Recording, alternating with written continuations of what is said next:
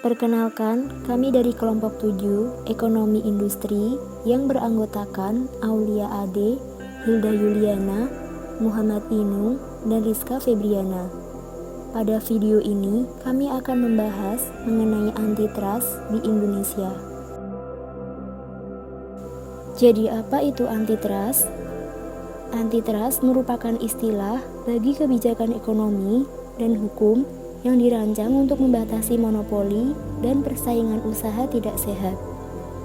Amerika Serikat merupakan negara pertama yang telah membuat kebijakan tersebut dengan mengeluarkan Undang-Undang Larangan Persaingan Usaha Tidak Sehat dan Anti Monopoli pada tahun 1890. Undang-undang ini merupakan antitrust law yang dibentuk dengan spesifikasi tujuan tertentu.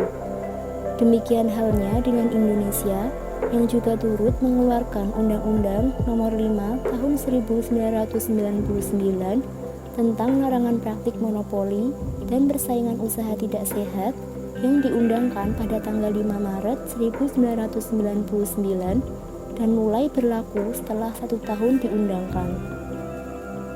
Pembentukan Undang-Undang Nomor 5 Tahun 1999 adalah untuk menegakkan aturan hukum persaingan usaha serta memberi perlindungan yang sama bagi setiap pelaku usaha dalam upaya menciptakan persaingan usaha yang sehat.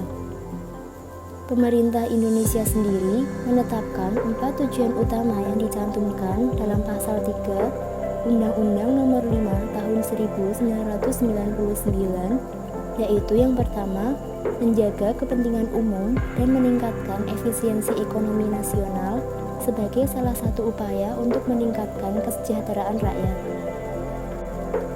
Yang kedua, mewujudkan iklim usaha yang kondusif melalui pengaturan persaingan usaha yang sehat, sehingga menjamin adanya kepastian kesempatan berusaha yang sama bagi pelaku usaha besar, pelaku usaha menengah, dan pelaku usaha kecil. Yang ketiga, mencegah praktik monopoli dan atau persaingan usaha tidak sehat yang ditimbulkan oleh pelaku usaha. Yang keempat, terciptanya efektivitas dan efisiensi dalam kegiatan usaha. Undang-undang ini memberikan kesempatan yang sama kepada semua pelaku usaha di dalam menjalankan usahanya masing-masing. Hal ini untuk menghindari terjadinya praktik monopoli dan persaingan usaha tidak sehat. Selain itu, juga untuk mencegah adanya konsentrasi ekonomi di tangan tertentu atau di tangan satu kelompok tertentu. Pengaruh Undang-Undang Anti Monopoli bagi perekonomian Indonesia. Semenjak disahkannya Undang-Undang Nomor 5 Tahun 1999 tentang larangan praktek monopoli dan persaingan usaha tidak sehat, terdapat perubahan positif yang cukup signifikan bagi perekonomian Indonesia. Perubahan mendasar yang terlihat yaitu sistem ekonomi Indonesia menganut sistem ekonomi pasar, di mana terdapat persaingan bebas di antara pelaku usaha. Artinya, pelaku usaha bebas melakukan kegiatan usahanya dalam mendukung pembangunan ekonomi nasional tanpa intervensi pemerintah.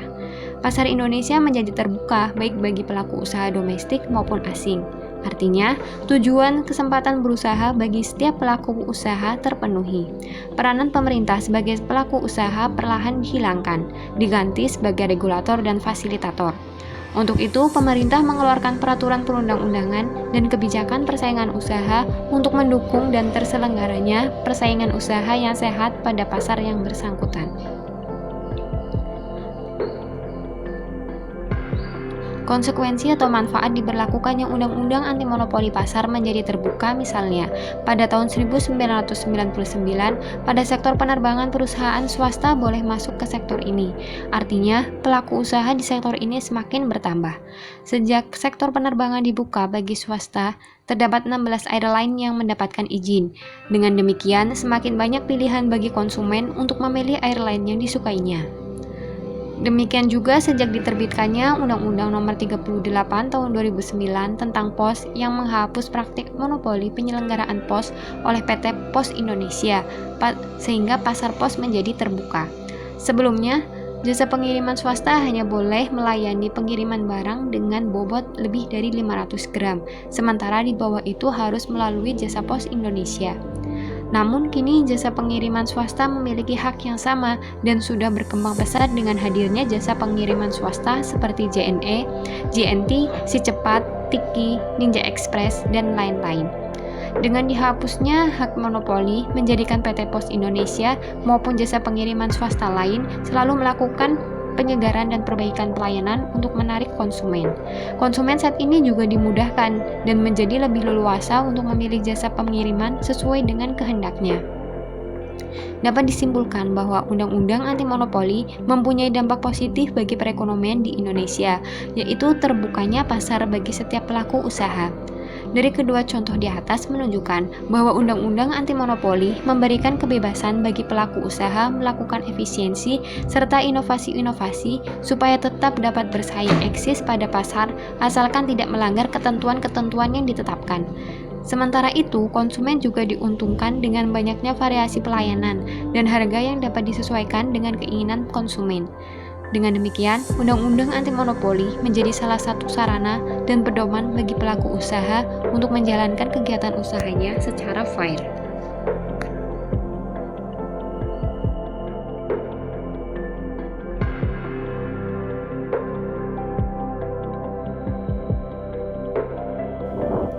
Untuk menjamin terjadinya persaingan usaha sehat dan dapat melindungi konsumen, diperlukan upaya-upaya pembatasan dan pelarangan. Di antaranya adalah yang pertama, larangan yang bersifat per se ilegal. Perbuatan-perbuatan sebagai manifestasi perilaku pelaku usaha yang secara tegas dilarang, antara lain menetapkan berbagai bentuk perjanjian yang dilarang, kegiatan yang dilarang, maka KPPU cukup membuktikan bahwa telah terjadi pelanggaran. Larangan tersebut bisa dalam bentuk penetapan harga bersama, pembedaan harga, dan kontrak yang mengikat. Yang kedua adalah larangan yang bersifat rule of reason. Jika suatu kegiatan yang dilarang dilakukan oleh seorang pelaku usaha, akan dilihat seberapa jauh efek negatifnya. Jika terbukti secara signifikan adanya unsur yang menghambat persaingan, baru diambil tindakan hukum. Perbuatan dan kegiatan yang dilarang yang bersifat rule of reason adalah yang pertama, perjanjian yang bersifat oligopoli, perjanjian pembagian wilayah pemasaran atau alokasi pasar, perjanjian bersifat kartel, perjanjian bersifat trust, perjanjian yang bersifat oligosoni, kegiatan usaha yang melakukan praktik monopoli, kegiatan usaha yang melakukan praktik monopsoni.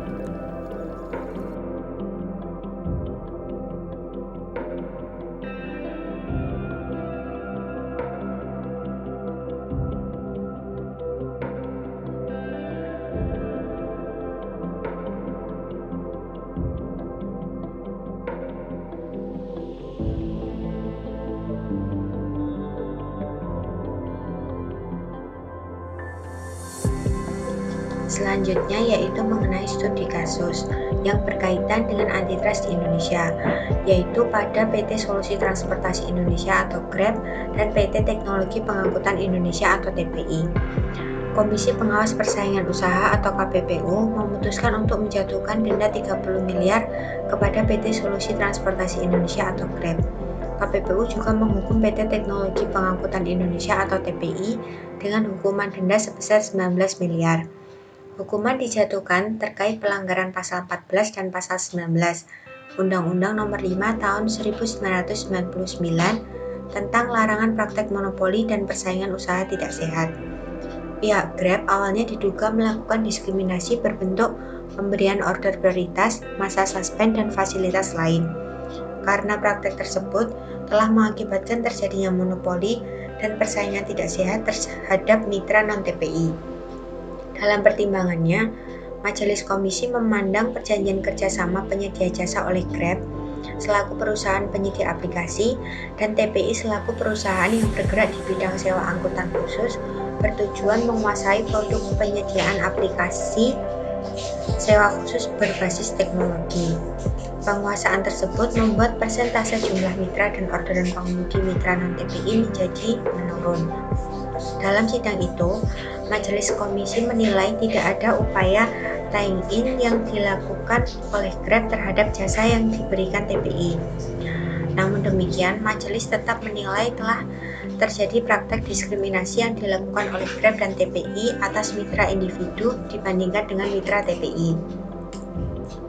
Memperhatikan berbagai fakta dan temuan dalam persidangan tersebut, Majelis memutuskan pihak Grab dan TPI terbukti secara sah dan meyakinkan melanggar pasal 14 dan 19 huruf D.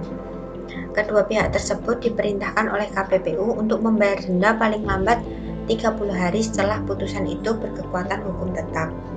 Selain denda, Majelis Komisi dalam putusannya juga merekomendasikan kepada KPPU untuk memberikan saran kepada Kementerian Perhubungan untuk melakukan evaluasi atas kebijakan kuota angkutan sewa khusus dengan mempertimbangkan persaingan usaha yang sehat.